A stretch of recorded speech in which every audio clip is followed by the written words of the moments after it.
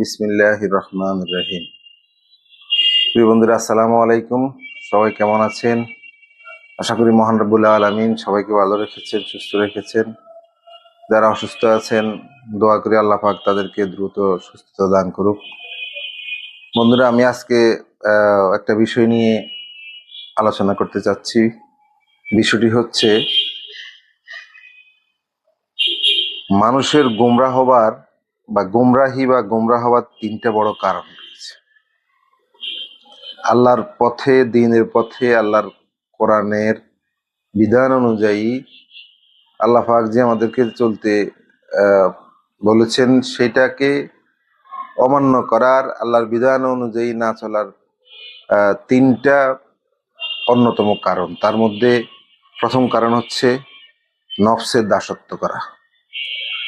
দ্বিতীয় কারণ হচ্ছে বাপদাদা, পরিবার বা বংশের রসম রেওয়াজের দাসত্ব করা। তৃতীয় হচ্ছে সাধারণভাবে দুনিয়ার মানুষের দাসত্ব, ধনী, রাজা, শাসনকর্তা, ভণ্ড, প্রতারক, নেতা বা দুনিয়ার পথভ্রষ্ট জাতিগুলোর দাসত্ব এর মধ্যে গণ্য।